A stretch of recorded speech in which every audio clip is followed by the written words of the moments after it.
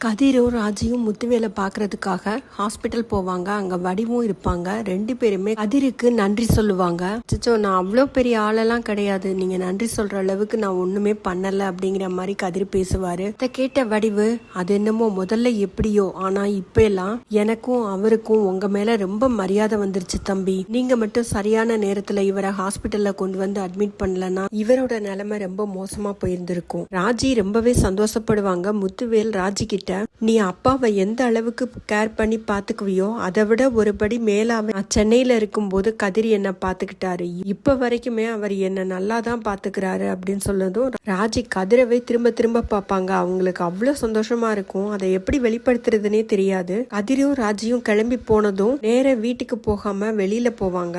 ஒரு கடையில நின்று ரெண்டு பேரும் பேசிக்கிட்டு இருப்பாங்க. டீ சாப்பிட்டுக்கிட்டே பேசிக்கிட்டு இருப்பாங்க. அப்ப ராஜி, கதிர், இப்போ உங்ககிட்ட ஒன்னு கேட்பேன், ஆனா நீ திரும்ப திரும்ப இதை கேக்குறேன்னு தப்பா எடுத்துக்காத. இவ்வளவு நாளும் எல்லாருக்காகவும் நீ வாழ்ந்தது போதும். என்கிட்ட எதையுமே பொய் சொல்லாம எல்லா உண்மையும் என்கிட்ட சொல்லு. இனிமேலாவது என்கிட்ட உண்மைய சொல்லு, எதையும் மறைக்காத. சொல்லுவியா? சத்தியமா என்கிட்ட உண்மையை தான் சொல்லணும் அப்படின்னு சொன்னதும், சரி இனிமே எதையுமே மறைக்க மாட்டேன் அப்படின்னு கதிர் சொல்லுவாரு. இப்ப ஏதாவது மறைக்கிறியா என்கிட்ட அப்படின்னு ராஜி கேட்பாங்க. கதிருக்கு அவங்க அப்பாவுக்கு கேன்சர் இருக்கிறது தான் ஞாபகம் வரும். ஆனா அவங்க அப்பா கேட்டுக்கிட்ட சத்தியமும் ஞாபகம் வரும். அதனால இல்ல, நான் எதுவுமே மறைக்கல அப்படின்னு கதிர் சொல்லிடுவாரு.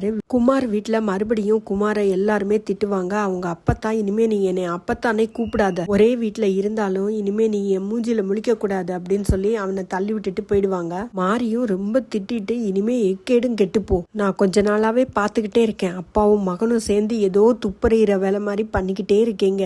ஏண்டா அவர் மருமகன் கூட பேசினா உனக்கு என்னடா வந்தது? ராஜிக்கு நாமளே ஒரு மாப்பிள்ளைய பார்த்து கல்யாணம் பண்ணி வச்சிருந்தோம்னா அந்த மாப்பிள்ளை கூட அவர் பேச மாட்டாராடா? உனக்கு ஏண்டா இவ்வளவு ஒரு கேவலமான புத்தி?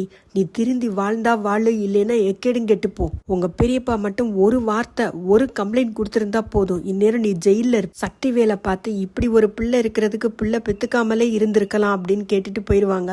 பழனியும் அவர் பங்குக்கு குமார சட்டையை பிடிச்சு இழுத்து நல்லா 4 அடி வச்சுட்டு போயிடுவாரு. அவன் வேணும்னே பண்ணல, தெரியாம தான் ஏதோ ஆத்திரத்துல பண்ணிட்டேன் அப்படிங்கிற மாதிரி குமார் பேச வருவாரு. அவர் பேசுறதை யாருமே கண்டுக்க மாட்டாங்க. கடைசியா நின்றுகிட்டு இருந்தது சக்திவேல் மட்டும்தான்.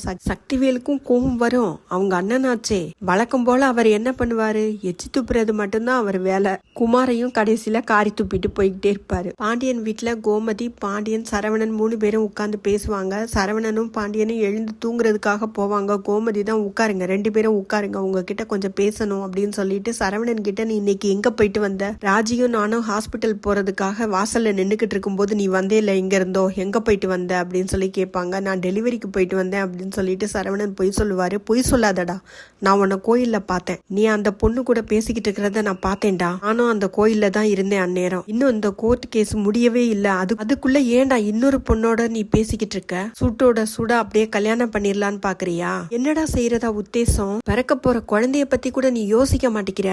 நீ சரவணன், ஆமா இவ்வளவு நாளும் நீங்க சொன்னதை தானே நான் கேட்டு நடந்துக்கிட்டேன், அதே மாதிரி இப்பயும் என்ன செய்யணும்னு சொல்லுங்க, அதுபடி கேட்டே நடந்துக்கிறேன். என்ன சொல்ல போறீங்க அடுத்து? மயிலு கூட சேர்ந்து வாழுன்னு சொல்ல போறீங்க அப்படித்தானே அப்படின்னு சொல்லி கேட்பாரு. உங்க அம்மா அப்படி எங்கடா சொன்னா? கடைசி வரைக்கும் அவ சொல்லவே இல்லையே மயிலு கூட சேர்ந்து வாழுன்னு. கோமதியும், நான் உன்னை மயிலு கூட சேர்ந்து வாழுன்னுலாம் சொல்லலடா, இந்த பொண்ணு கூட பேசாதன்னு தான் சொல்றேன். சரி, நான் இனிமே பேசல அப்படின்னு கோவமா சொல்லிட்டு சரவணன் எழுந்து போயிடுவாரு.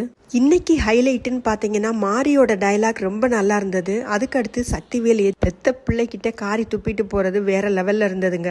அடுத்து கதைக்களம் எப்படி திரும்பும்னா, அஞ்சலியும் சரவணனும் அடுத்து கோயிலுக்கு போறதா இருக்கும். இந்த தடவை சரவணனுக்கு பதிலா கோமதி தான் கோயிலுக்கு போவாங்க. கோமதியே அஞ்சலி கிட்ட பேசி இந்த பிரச்சனையை சரி பண்ணிடுவாங்க. இந்த சீரியல் சீக்கிரமே முடிஞ்சிரும். ஆனா கடைசி வரைக்கும் சீரியல் முடிகிற வரையிலுமே முத்துவேலுக்கு கேன்சர் இருக்கிறது அவங்க வீட்டுக்கு தெரியவே தெரியாது. தெரியாமலே அது எல்லாத்தையும் கதிரும் முத்துவேலும் சேர்ந்தே எல்லா ட்ரீட்மெண்ட்டும் எடுத்து சரி பண்ணிடுவாங்க. உங்களோட ஒப்பீனியன் என்னன்னு மறக்காம கமெண்ட்ல சொல்லுங்க.